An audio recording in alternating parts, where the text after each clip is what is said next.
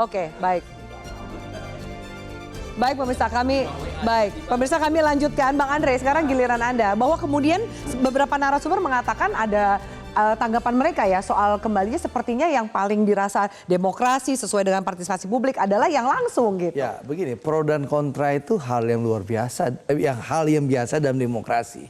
Dan ini kan belum ada keputusan apa-apa. Ini wacana yang dilontarkan oleh Pak Prabowo dan kita bahas sesuai konstitusi nanti di DPR. Tapi Anda juga kalau dibilang Pak Prabowo test the water gitu tadi. Nggak, intinya apa? Pak Prabowo melihat kondisi bahwa betapa besarnya anggaran negara yang dipakai untuk pilkada langsung.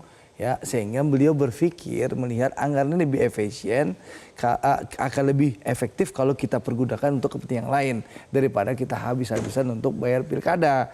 Ada cara lain untuk pemilihan lewat DPRD. Meskipun tadi Bang Deddy maupun Mbak Bivitri punya prasangka suuzonnya luar biasa kepada anggota DPRD. Suuzon? Gitu. Iya. Oke. Karena menurut saya, yang di mana, Bang? Menurut saya, contohnya? Menurut saya, kalau kita curiga itu kan semua bisa diantisipasi. Misalnya, nggak mungkin dong anggota DPRD itu mau mengorbankan ya integritas mereka dengan memilih pemimpin di daerah mereka yang tidak punya kapasitas dan kapabilitas gitu loh. Tapi itu pertama. Di masa lalu, itu masa lalu, Bang. Tapi banyak kita belajar dari masa lalu. Nggak mungkin anggota dewan mau memilih orang nggak punya kapasitas. Dan itu menyangkut kredibilitas mereka. Itu satu. Mau aja itu. Yang kedua, kalau ada kecurigaan orang money politik, kan ada aparat penegak hukum, KPK, ya akan mengawasi, gitu loh. Catatannya kan kan lebih gampang mengawasi 40 orang itu daripada banyak hal. Ya 40 orang bisa disadap, diawasi bisa saja. Jadi intinya apa? Mari kita berprasangka baik dulu. Itu pertama. Yang kedua, mari kita bahas nanti secara terbuka, ada naskah akademik seperti disampaikan Mbak Wiwi, sehingga kita lihat plus minusnya apa. Yang terbaik bagi bangsa itu apa pilihannya. Kalaupun nanti pilihannya kita tetap mengadakan pilkada langsung, ini juga harus kita evaluasi. Jangan sampai pertama biaya negara begitu besar. Yang kedua, bagaimana kita bisa memastikan ya tidak ada lagi biaya politik yang begitu besar sehingga akhirnya ujungnya apa? Kita tonton di TV tiba-tiba wali kota ini ditangkap KPK, ya bupati ini ditangkap, gubernur ini ditangkap. Kenapa? Biaya politik begitu tinggi. Bang, biaya politik beda sama anggaran loh ya kan? Nggak, soalnya saya pertama anggaran, konteks. Tapi kan udah bisa diprediksi ya, ketok palu anggaran juga teman-temannya Bang Andre semua di DPR, jangan kemudian kesannya malah nyalain masyarakat gitu loh. Saya nggak pernah nyalain masyarakat, Mbak. Dari awal yang saya sampaikan di awal sesi pertama, saya bicara efisiensi anggaran negara. Hampir 41 triliun itu. Itu yang saya garis bawahi.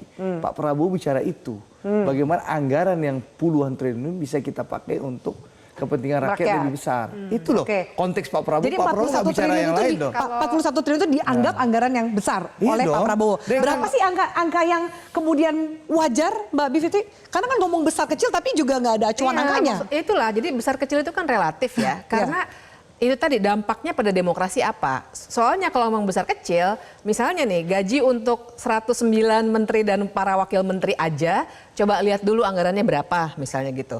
Atau misalnya anggaran yang dikorupsi. Jadi artinya kalau sekarang kita kecilkan, kita mau hilangkan pilkadanya karena 37 triliun, yang saya baca tadi 37,sekian triliun gitu ya.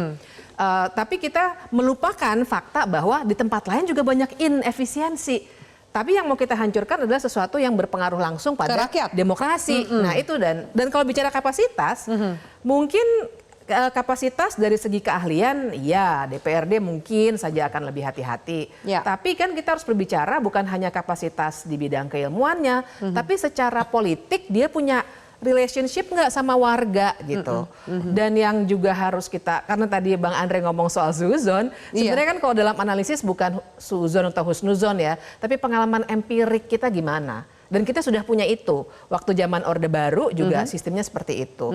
Jangan lupa waktu itu Pak SBY sebenarnya sempat bikin di Undang-Undang Pilkada, tapi kita protes. Lalu keluar perpu. Dan berarti ya kita respect juga ya. Berarti Pak SBY waktu itu mendengar masukan dari rakyat, makanya langsung diubah.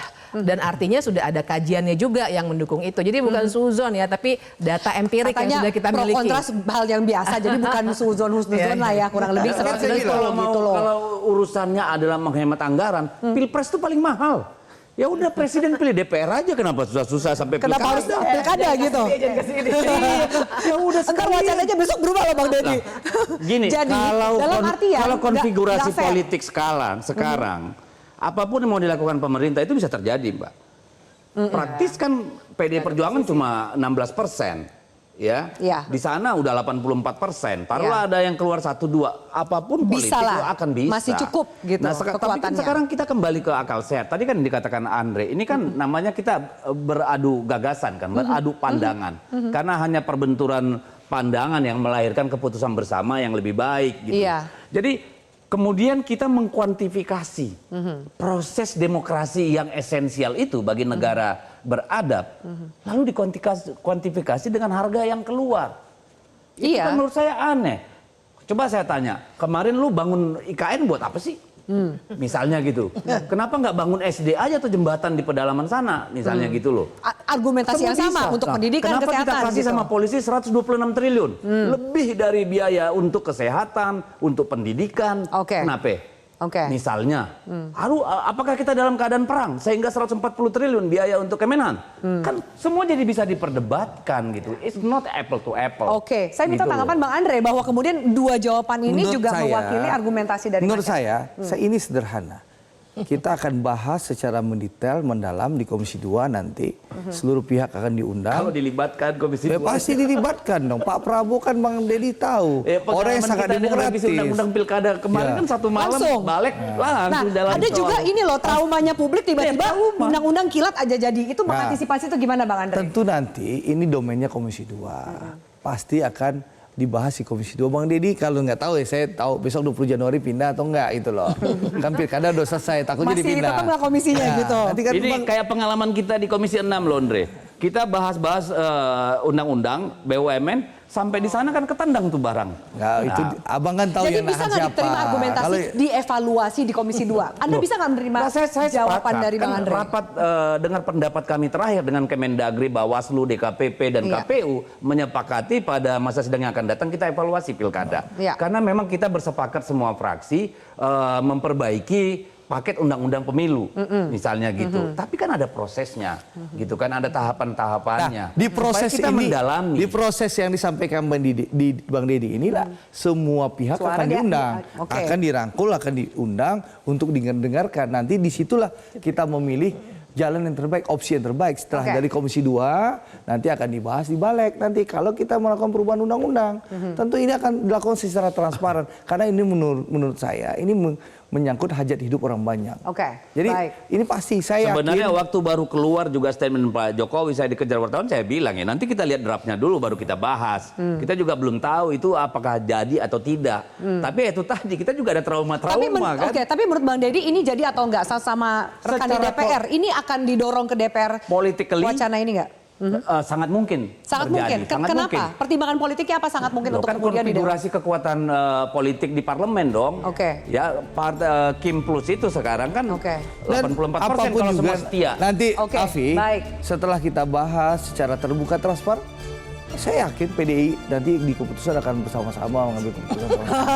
Gitu loh. Mungkin nggak Gerindra yang ikut PDIP? Nggak, dalam politik nggak ada yang nggak mungkin. Oke, Saya baik. percaya Pak Prabowo akan ikut suara rakyat. Oke, baik. Kalau Nah, itu PDIP nanti pertanyaan nggak sanggup saya. bersuara, nanti rakyat yang Kita bersuara. lanjutkan. Kemudian jika ternyata tadi disampaikan oleh Bang Deddy, konfigurasi politik di DPR ini cukup kuat untuk kemudian menggolkan wacana ini. Bagaimana dengan aspirasi masyarakat? Karena Mbak Wi, kita tahu bahwa semangat otonomi daerah ini kan keluar sebagai harapan kemajuan dari daerah. Ketika mungkin rakyatnya bisa memilih kepala daerahnya langsung. Apakah kemudian itu juga akan teramputasi dengan adanya wacana ini yang kemudian bisa kemungkinan besar didorong di DPR? Kita lanjutkan saat lagi. Tetap bersama kami.